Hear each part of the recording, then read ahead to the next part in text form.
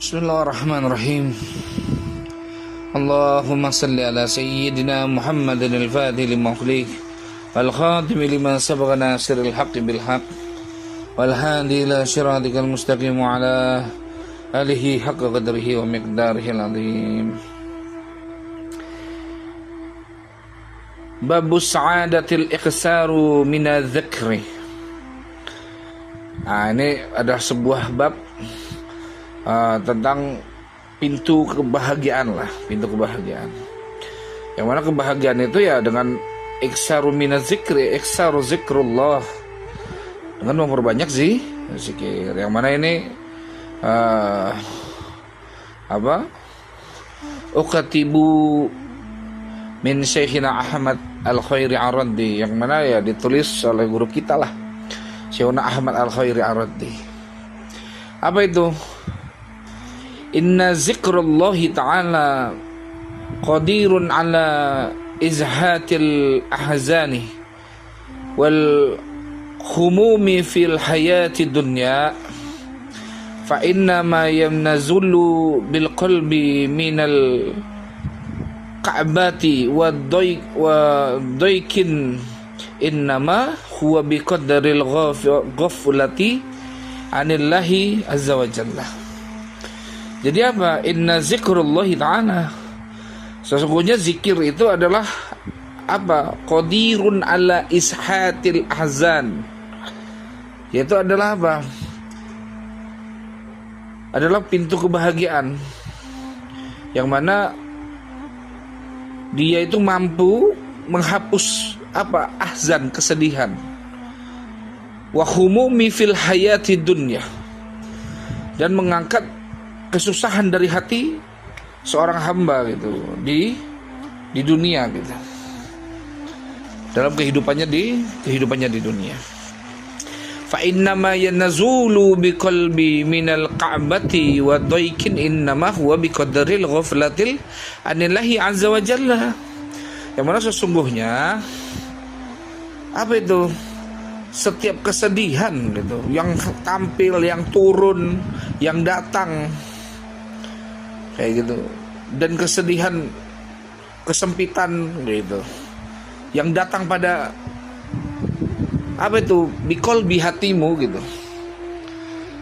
yang datang dengan kepada hatimu gitu, maka itu tidak lain ya adalah sebesar kadar ghaflatil anillahi azza wa jalla. Itu sebab kadar kelalaian kita sendiri kepada Allah Subhanahu wa taala. Fa iza halatil bil abadil anwaul kurubati fala yanbaghi lahu an yaluma ahadan siwa nafsihi. Maka apabila engkau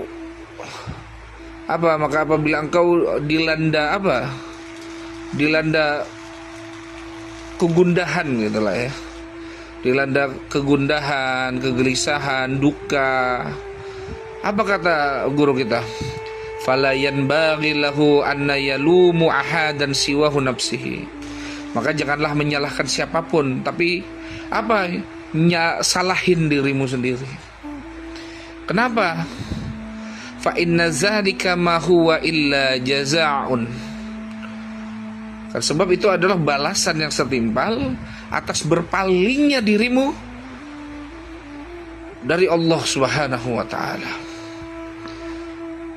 Dari Allah Subhanahu wa taala, muwafiqul limiqdaril i'radihi anillahi ta'ala subhanahu wa ta'ala. Jadi nggak usah nyalahin orang lain kayak gitu. Apapun kegelisahan, kesedihan, duka, kekecewaan, itu sebab kesalahan dirimu sendiri atas ketakwaanmu kepada Allah Subhanahu wa taala. Jadi Allah negur gitu. Kita baca dulu sampai selesai ya. Faman arada an takunu hayatuhu sa'idatan da'iman falyudawwim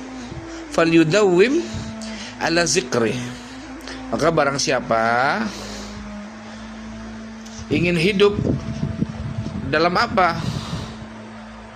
Hayatuhu sa'idatan daiman, yang mana dia ingin hidup seterusnya dalam kebahagiaan, ketenangan, tidak mau kesulitan, tidak mau kegelisahan. Maka apa? Fal yudawwim ala zikru. Maka biasakan lisanmu, hatimu untuk mengingat Allah. Fa fi zikri rahatun nufus. Kenapa? Dan jadikan zikirmu itu nafasmu gitu loh. Wa tuma'ninatul qulub, dan sebagai makanan hatimu. Jadi jangan isi hatimu dengan selain Allah, jangan. Wa miftahus sururi warridha. Kalau udah seperti itu kamu melanggengkan zikirmu, lisan dan hatimu, maka jaminan Allah akan menjadikan hatinya selalu ingat kepada Allah, dan akan dipenuhi dengan apa?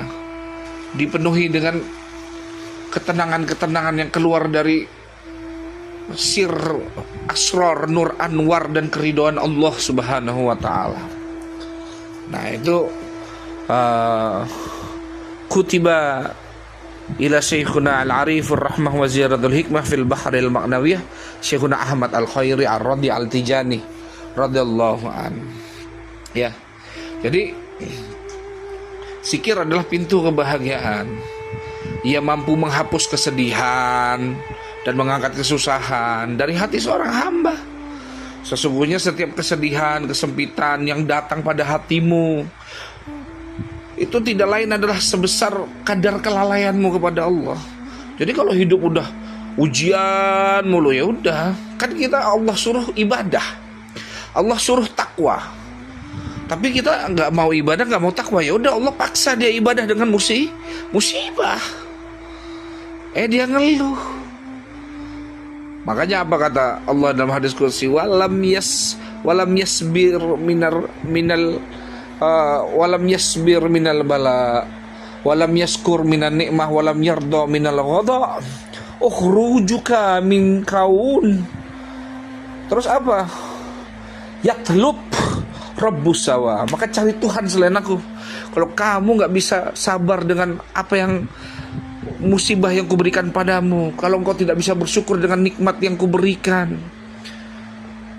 terus kamu gak bisa ridho dengan ketetapan yang ku tetapkan padamu, ya udah kamu keluar aja lah dari alam semesta ini, cari Tuhan selain aku, kata Allah. Kan gitu dalam hadis qudsi. Makanya oleh sebab itu di sini guru kita mengingatkan kita ya.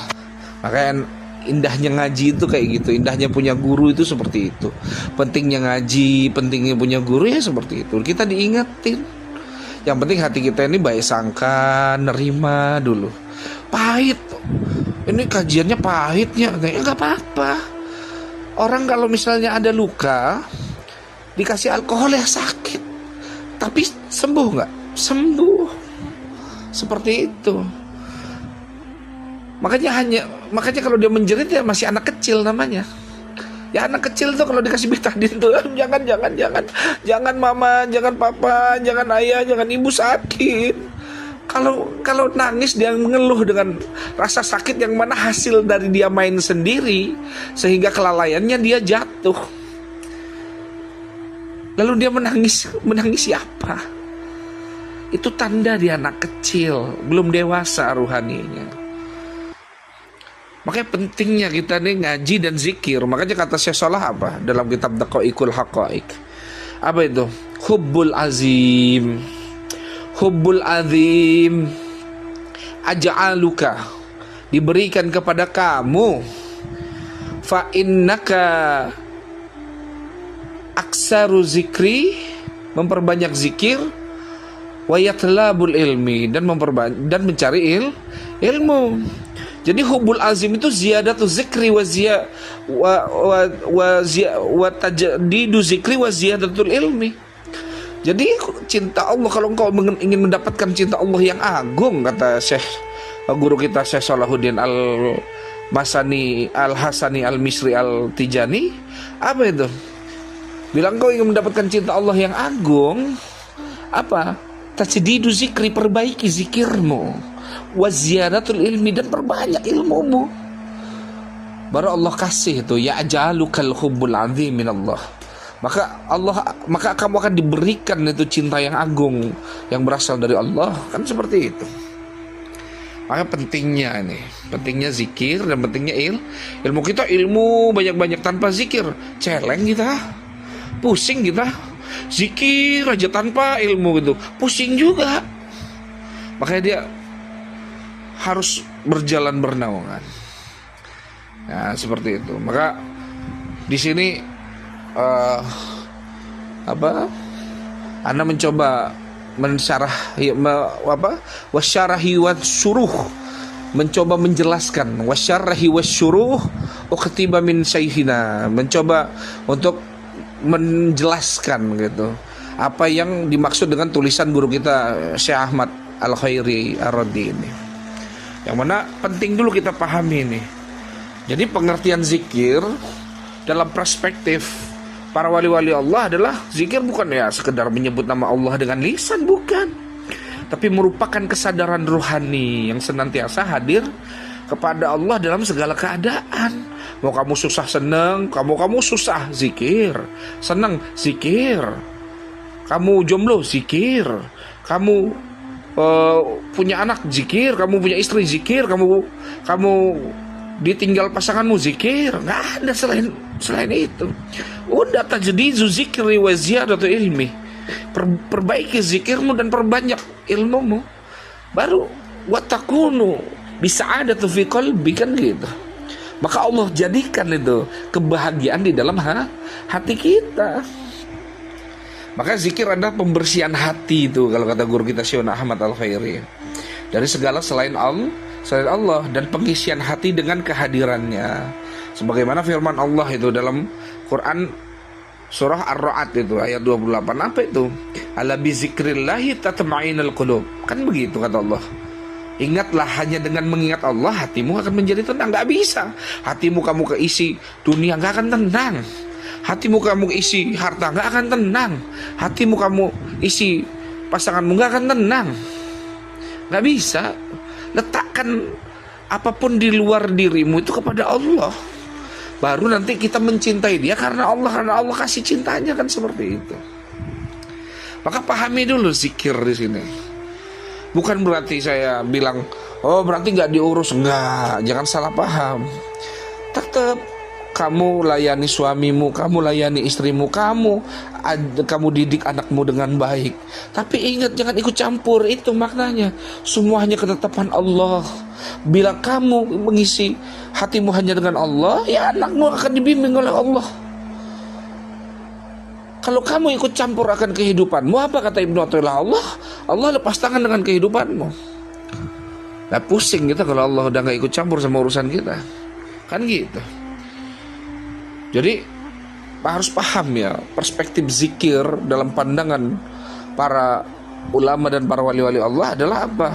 Bukan hanya sekedar menyebut nama Allah, la ilaha illallah, Allahu akbar, subhanallah, walhamdulillah. Bukan itu, bukan hanya sekedar lisan, tapi merupakan kesadaran rohani yang senantiasa hadir kepada Allah. Sehingga apa? Zikir adalah pembersih hati dari segala selain Allah. Memang gak ada yang wujud kecuali Allah. Manusia adanya aja Allah yang adain. Kita minta gak dipilih jadi laki-laki? Kita minta gak dipilih jadi perempuan? Bisa gak milih kita? Hidup kita harus kaya, kehidupan kita harus bahagia. Bisa milih gak kita waktu di alam roh? Enggak kan? Berarti adanya kita aja Allah adain gitu loh. Makanya bedanya dari 20 sifat wajib Allah itu, yang pertama wujud, Allah wujud. Kamu juga ada wujud. Apa bedanya wujud Allah sama wujud kamu? Kan gitu kalau ilmu tauhid. Wujud Allah itu wujud ilahiyat. Kalau kita wujudnya apa? Kita wujudnya ini wujud makhlukat, yang mana wujudnya ini ada sebab ada yang ngadain. Tapi kalau Allah enggak, wujudnya tanpa ada yang mengadakan. Bahkan sebelum ada itu Allah udah ada, kan seperti itu. Kita adanya aja diadain sama Allah. Mau sombong seperti apa kita ini? Malas banget mau berzikir sama Allah kan. Kita perlu mempertanyakan kepada diri sendiri. Dan juga kita harus paham, zikir itu sebagai obat kesedihan dan kesusahan. Benar-benar pegang kokoh-kokoh. Kesedihan dan kesusahan adalah tanda bahwa hati telah berpaling dari Allah. Kesusahan tidak datang tanpa sebab, melainkan sesuai kadar keterputusan hati dari Allah lah. Jadi zikir itu memperbaiki hubungan kepada Allah. Makanya Allah berfirman kan dalam Al-Quran itu apa? Ya ayuhan nafsul mutmainnah, hai jiwa-jiwa yang tenang. Kamu kalau mau jiwanya tenang, nah kayak gini dulu. Irji'i ila rabbika radiyatal mardiyah. Irji'i ila rabbik. Kembalilah kamu kepada Allah. Maknanya apa? Perbaiki hubunganmu kepada Allah. Manusia tempatnya khilaf, itu wajar. Tempatnya salah wajar, tapi terus tiap hari setiap nafas memperbaiki hubungan dengan Allah. Baru apa? Radiyatal mardiyah, ridho dulu kamu dengan ketetapan Allah, baru Allah ridho sama kamu. Kalau udah seperti itu, apa kata Allah? Wadkhulil ibadi, masuk kamu dalam golongan hamba-hamba Allah. Kalau enggak ya belum masuk kamu dalam kadar kehambaan di hadapan Allah. Tapi kalau udah masuk, wadkhulil jannati, masuklah kamu ke dalam surgaku, kata Allah kan begitu dalam Quran. Jadi zikir itu juga sebagai obat kesedihan, kesusahan, ya. Kenapa? Karena kesedihan dan kesusahan ya adalah tanda bahwa hati telah berpaling dari Allah kan gitu. Kesusahan tidak datang tanpa sebab. Kesusahan, kegelisahan itu datang sebabnya cuma satu. Hubunganmu sedang gak baik-baik saja sama Allah. Dan selesai itu aja. Maka perbaiki hubungan kita. Dengan apa? Tajdidu zikri. Makanya perbaiki zikirmu wa ziyaratul ilmi. Dan memperbanyak ilmumu, ilmu agama. Kenapa? Karena dalam perspektif para ulama, segala yang menyesakkan dada itu dianggap sebagai akibat dari hijab antara hamba dan Tuhannya. Jadi antara engkau dan Rabbmu itu ya ada penghalang-penghalang itu. Apa itu penghalangnya? Ya, makhluk udah. Harta, tahta, dunia makhluk. Bukan berarti kamu gak cari dunia. Enggak, guru kita cari. Kalau perlu jadi orang kaya kamu. Tapi jangan taruh dunia di hatimu kan gitu. Jangan taruh harta di hatimu kan gitu. Cinta kamu, cinta sama istrimu. Tapi jangan taruh istrimu di hatimu. Biarkan dia menjadi tempat tampilan cinta ilahi kepadamu. Kayak gitu. Jadi kalau hubunganmu baik dengan Allah, ya istrimu ya berakhlak, beradab kepada kamu kan seperti itu. Kalau hubunganmu baik dengan Allah, ya anakmu berakhlak, beradab kepada kamu kan seperti itu. Dan juga zikir sebagai jalan pembuka kebahagiaan. Kebahagiaan hakiki menurut para ulama dan para wali Allah ya adalah rasa hadir bersama Allah dalam setiap waktu. Zikir menjadi jalan kembali, lampu penerang, bahkan dalam kegelapan dunia yang sangat kelam, seperti itu loh. Dan paling utama ya zikir sebagai kunci pembuka hati kita untuk kembali kepada Allah. Kalau kita ini kan perlu diketuk hati kita ini. Kita ini kan masih banyak karang-karang dosa dalam diri kita. Nah, makanya perlu diketuk, butuh guru kita. Ngetuknya dengan dua. Kamu dengan gurumu dikasih ilmu, satu lagi dikasih zikir. Nah, sehingga kamu baru bisa membuka hatimu kepada Allah kan seperti itu. Ya kalau nggak kayak gitu ya nggak bisa. Sehingga apa? Kalau orang yang seperti itu ya letaknya setiap kegelisahan. Makanya orang yang senantiasa berzikir itu ya akan dibersihkan batinnya, diperbaiki hatinya, dijauhkan dari kegelisahan dan diangkat ke makom ruhani yang tinggi. Sehingga zikir mampu menghadirkan Rabb, enggak itu, merasakan kehadiran ilahi itu di setiap nafas kita. Nah, zikir yang istiqomah pun akan menghantarkan seseorang kepada kehadiran bersama Allah kan seperti itu. Dan kalau sudah sampai pada wilayah seperti itu, merasakan kehadiran ilahi, nah ini baru disebut dengan makom di mana hati tidak lalai, Ya walau jasad sibuk dengan urusan dunia, kamu sibuk ngurus anak, kamu sibuk ngurus suami, kamu sibuk ngurus kerjaanmu, kamu sibuk ngurus usahamu, ya zikir tetap, ya zikir nggak bisa dilepaskan. Makanya makanya makom yang paling tinggi itu apa? Bukan kamu berdiam diri di gunung lalu berzikir menjauhi manusia, enggak. Malah di pandangan Allah yang paling agung adalah kamu kerja, kamu usaha, tapi apa? Nggak masuk dunia dalam hatimu. Zikir yang semacam ini lebih tinggi nilainya daripada zikir lisan semata, kayak gitu. Makanya zikrullah itu menghapus penolakan dan dosa batin. Kesusahan adalah bentuk balasan dari penolakan hati terhadap Allah. Penolakan itu bisa berbentuk rasa takut kepada selain Allah. Jadi kita ini kan masih meletakkan rasa takut kita ini kepada selain Allah gitu. Aduh, nanti saya dipecat kerjaan. Oh, jangan kayak begitu. Dunia bisa dicari. Kalau yang sering tuh ngobrol sama anak saya tuh Muhammad Al-Fatih. Kalau kata Fatih itu, dunia itu bisa dicari, agama karunia dari Allah. Kan gitu kalau kata Muhammad Al-Fatih itu. Kan seperti itu. Tahu itu bocah nyeletuk aja ya. Semoga lah ya, Ane minta doanya untuk dari antum semua lah ya. Semoga Fatih jadi anak yang soleh, sebab keberkahan dari antum semua yang selalu mengingat Allah dan Rasulnya. Nah, dia mau mondok, semoga manfaat lah dia. Ya, kita lanjut lah. Bangga-banggain anak juga, ujub, sombong ntar yang ada. Ya kita sebagai penyampai ilmu juga harus punya kesadaran yang tinggi akan hal itu. Bahaya kalau enggak. Kayak lilin ntar membakar dirinya sendiri, kan seperti itu. Menerangi orang tapi membakar dirinya sendiri. Nah, ini kesadaran yang perlu kita pupuk. Bukan hanya saya, tapi kita semua, kan seperti itu. Dan semua itu bisa dilakukan ya dengan banyaknya zikir dan ilmu, dan tidak lepas dari keberkahan dari guru-guru kita, kan seperti itu. Ya semoga lah keberkahan dari guru-guru kita sampai Syekh Ahmad Tijani, sampai Rasulullah yang menaungi zahir batin kita, merahmati zahir batin kita di dunia wal akhirah. Amin, Allahumma amin. Jadi zikir itu membersihkan batin ya dari semua bentuk penolakan itu, dan menyingkap tabir-tabir kegelapan rohani, kan seperti itu. Maka jalan seorang murid itu menjadikan zikir sebagai nafas hidup. Jadi zikir jangan monoton. Ngaji itu juga zikir. Kamu bersusah payah ini kalian nih, datang ke rumah terus ikut zikir, dapat sedikit ilmu 1-2 bab, lalu kalian pulang. Ya, jalan kalian dari rumah sampai ke majelis taklim, lalu kembali, itu ya zikir, itu hitungannya. Itu juga zikir. Jadi jangan sempit memahami zikir ya.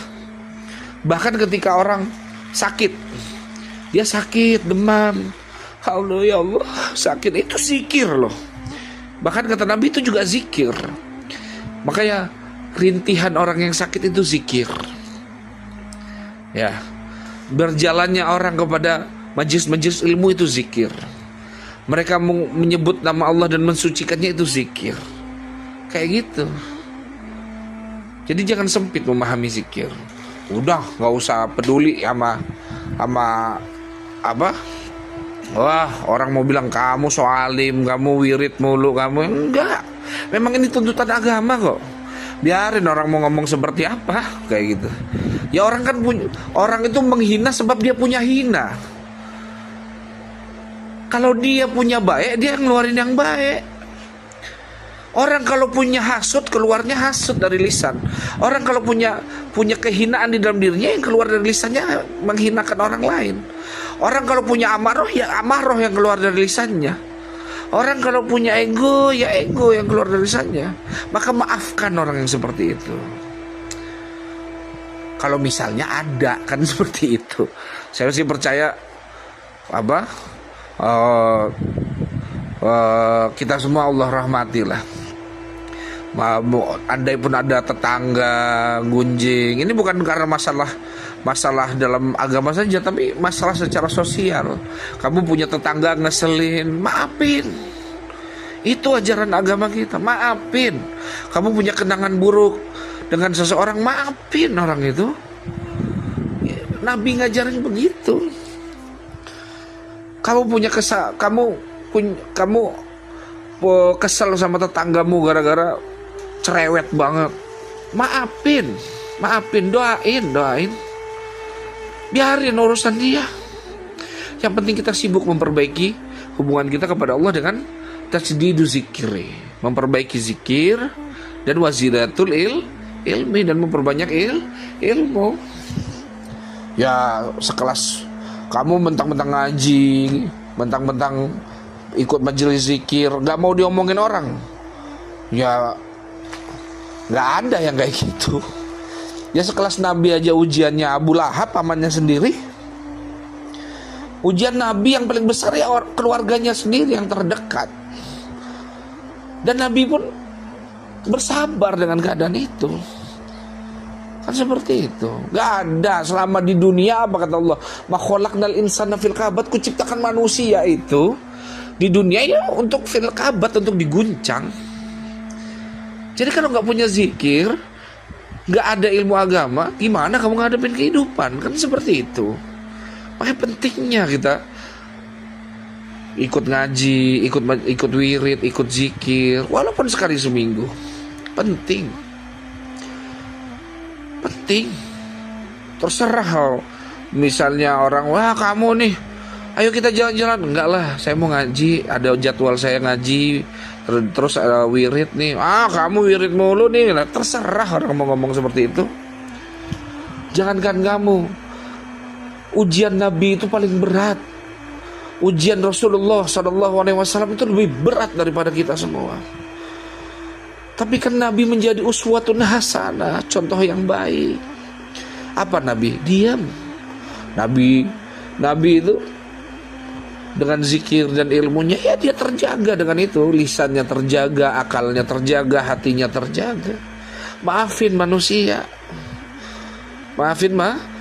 Makanya apa kata Imam Ja'far Shadiq itu dalam kitab Irsyadul Asfiya itu, kan Allah berfirman, al-afdolul ibadah, seutama-utama ibadah indallah, di sisi Allah, kata Allah, di sisiku, kata Allah, apa? Husnuzonu billah, baik sangka kamu kepadaku, kata Allah. Wa husnuzonu bi abdillah, dan baik sangka kepada hamba-hambaku. Bahkan kepada hamba yang paling buruk aja baik sangka, kata Allah. Kok gitu sih Ustaz? Iya. Kamu baik sangka kepada orang yang buruk, kalau kamu salah kamu tetap dapat pahala. Tapi kalau kamu udah buruk sangka kepada seseorang yang baik pun, kalau buruk sangkamu benar, kamu dosa. Dan baik sangkamu, kalau kamu salah, baik sangkanya kamu dapat pahala 1. Kalau baik sangkamu benar, kamu dapat pahala 2. Tapi kalau buruk sangkamu, bahkan buruk sangkamu benar gitu, ternyata benar kan? Tuh, saya udah bilang dia kayak gitu. Itu tetap dosa kamu dihitung. Kan seperti itu. Makanya bersihin hatimu dari pandangan makhluk. Sibuklah melihat aib dirimu sendiri, sehingga kamu terus memperbaiki hubunganmu kepada Allah. Paham ya? Sampai sini paham gak? Insya Allah paham. Jadi jangan kasih kesempatan batin zohir batin kita ini sibuk dengan urusan orang lain. SMS, tahu nggak SMS? Susah melihat orang senang melihat orang susah, itu SMS tuh. Jangan dibiasain yang begitu.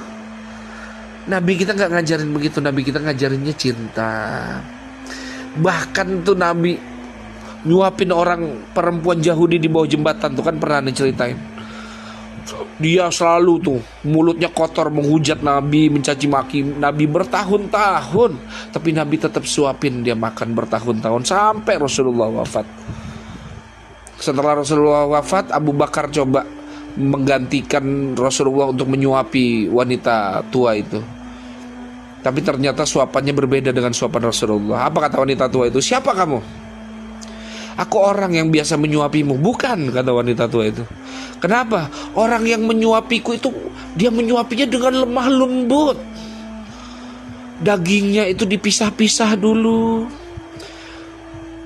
Hei wanita tua, apa kata Abu Bakar Siddiq? Sayyidina Abu Bakar Siddiq. Hei wanita tua, orang yang kau umpat mulai tadi kusuapin engkau telah meninggal, dan dia yang menyuapimu bertahun-tahun selama ini. Nangis tuh wanita tua tadi.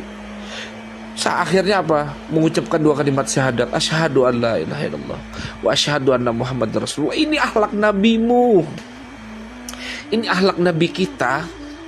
Ini yang diajarkan sama nabi kita. Ambil warisan ini. Jangan kotorin hatimu hanya gara-gara kamu sementara di dunia, tapi kamu belangsak selamanya di akhirat. Jangan kayak gitu, jangan. Paham ya? Makanya penting kita ini tajdidu zikri waziratul ilmi, memperbaiki zikir dan memperbanyak ilmu. Penting kita punya guru. Kenapa? Apalagi guru yang memang memiliki tali rantai sampai kepada baginda Nabi. Bukan hanya zahirmu yang tersambung kepada Rasulullah, tapi batinmu juga tersambung kepada baginda Nabi Muhammad sallallahu alaihi wasallam. Kan seperti itu. Sampai sini paham? Insyaallah.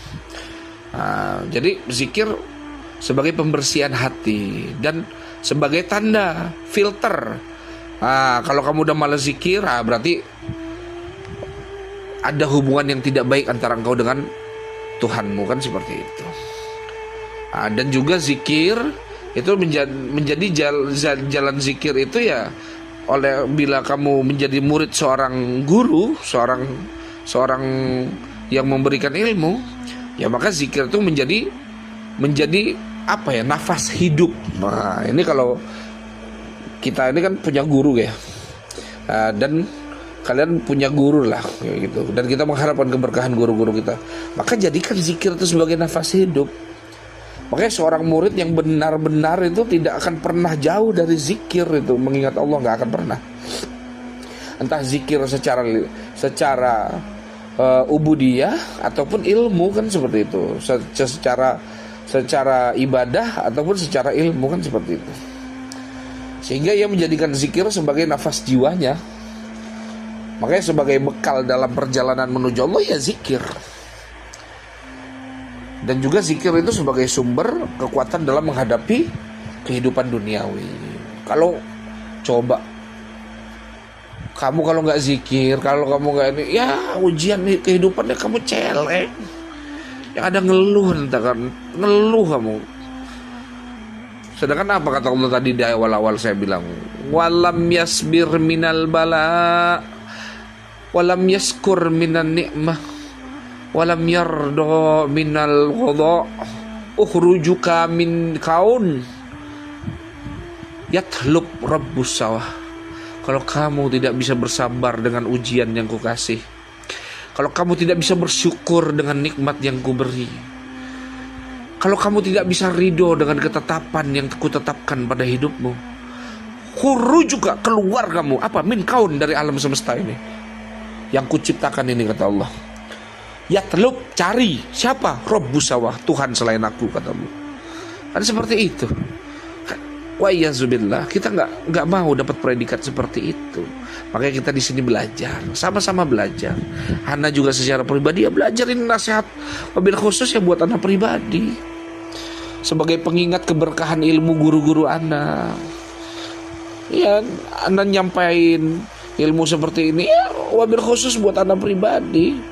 Nampol sekali malah apa yang Ana sampaikan ya lebih menampar diri Ana sendiri, kan seperti itu. Kenapa? Karena ini menunjukkan keberkahan guru kita, tapi apa, pribadi setiap manusia ya kita sendiri yang tahu. Makanya sibuklah memperbaiki diri. Nah, sebagaimana Imam Junaid Al-Baghdadi itu radhiyallahu an dawuh itu, apa itu, barang siapa merasakan manisnya zikir, ia tidak lagi membutuhkan dunia dan pujian manusia. Makanya bahagia dalam apa ya, jalan para ulama dan para wali Allah itu ya bukan berarti hidup tanpa masalah. Pahami ya, bahagia dalam belajar agama, jangan mentang-mentang ahli zikir, ahli ilmu, hidup gak ada masalah. Salah kamu kalau memahami seperti itu. Tetapi tetap merasa bersama Allah walaupun masalah datang. La tahzan innallaha ma'ana, kan begitu kata Allah dalam Al-Quran. Jangan bersedih, Allah bersama kita. Jangan bersedih. Kalau kata Allah la tahzan, jangan kamu bersedih. Innallaha ma'ana. Jangan bersedih, Allah bersama kita. Kalau kamu sedih berarti kamu gak ingat Allah itu, padahal Allah bersamamu kayak gitu. Bagaimana kita biar bersama dengan Allah, Ustaz? Ya udah zikir. Makanya ada firman Allah dalam hadis qudsi apa? Anna sohibu jalas ahlu zikr. Aku adalah teman duduk orang-orang yang berzikir. Kalau kamu sedang berzikir, sadar bahwa kamu sedang berhadapan dengan Allah, dan Allah menjadi teman dudukmu. Ingat, jadi pahami seperti ente duduk sama aneh, nggak boleh kayak gitu. Kufur kita ntar. Ya Allah alam, hanya Allah yang maha memahami hal itu ya. Jadi Allah berfirman ya begitu. Anna sahibu jalasu ahli zikr. Aku adalah teman duduk siapa? Orang-orang yang berzikir. Maka kalau engkau ingin bersama Allah ya zikir kamu. Nah seperti itu. Faham sampai sini? Nah, jadi zikir itu bukan berarti kamu tidak akan dapat masalah dan musibah, tapi ketika masalah dan musibah hadir, kamu benar-benar merasakan bahwa Allah bersamamu. Itu makna dari perjalanan kehidupan kita. Nah, dan juga zikir itu ya membuka pintu pemahaman batinmu untuk hal ini. Sehingga apa? Pintu kehadiran, pintu kebersamaan, dan pintu cinta ilahi itu ya terbuka untuk dirimu sendiri. Makanya Syekhuna Ahmad Al-Khairi itu pernah dawuh apa? Jika engkau ingin hidupmu selalu senang, maka dawamkanlah zikir. Maka sekali lagi Anda bacakan apa itu? Inna zikrullahi ta'ala qadirun ala izhatil ahzanil fahumumi fil hayati dunya fa inna ma yanzulul bil qalbi minal ka'batin wa daikin innama huwa biqadiril ghaflatil anillahi azza wa jalla. Zikir adalah pintu kebahagiaan. Ia mampu menghapus kesedihan dan mengangkat kesusahan dari hati seorang hamba. Sesungguhnya setiap kesedihan dan kesempitan yang datang tidak lain adalah sebesar kadar kelalaian diri kita sendiri. Fa iza halata bil abdil anwa'ul qurubati fala yanbaghi lahu an yaluma ahadan siwa nafsihi fa inna zalik ma huwa illa jazaa'un muwafiqun li miqdaril i'radihi anillahi subhanahu wa ta'ala. Maka apabila engkau dilanda duka dan kegelisahan, janganlah menyalahkan siapapun selain dirimu sendiri. Itu adalah balasan yang setimpal atas berpalingnya dirimu dari Allah subhanahu wa ta'ala. Faman aroda antakuna hayatuhu sa'idatan da'iman falyudawwim alal zikri fa fi zikri rahatun nufus wa tu'ma'aninatun qulub wa miftahus surur warridha. Barang siapa ingin hidup dalam ketenangan dan kebahagiaan, hendaknya ia membiasakan lisannya untuk berzikir dan menjadikan hatinya selalu ingat kepada Allah, sehingga dia mendapatkan apa? Ketenangan dan keridhaan dari Allah subhanahu wa ta'ala. Itulah sedikit syarah wa syuruh, penjelasan dari yang mana kalam guru kita, nasihat guru kita saya jelasin. Jadi biar lebih enak dan faham, sehingga kita paham nih. Jadi ilmu itu yang mahal fahamnya, yang mana fahamnya itu bersambung sampai Rasulullah. Jadi nggak bergeser faham itu dari guru-guru kita, dari guru-guru kita sampai baginda Nabi Muhammad sallallahu alaihi wasallam. Allahu a'lam bisawab. Allahumma salli ala sayyidina Muhammadin al-fatih lima ukhliq wal khatim lima sabaqana sirril haqqi bil haqq wal hadi ila siratikal mustaqim wa ala alihi haqqa qadrihi wa miqdarihi al-azim. Alhamdulillah la ni'millah, alhamdulillah la barakatillah, alhamdulillah hamdan yu'afi nahmaduhu wa yukafihu mazidah. Alhamdulillahirabbil alamin. Ya, diulang-ulang. Diulang-ulang, didengerin waktu senggang, iseng-iseng. Pakai headset, didengerin. Biar meresap dan terutama semoga manfaat bagi diri Anda pribadi.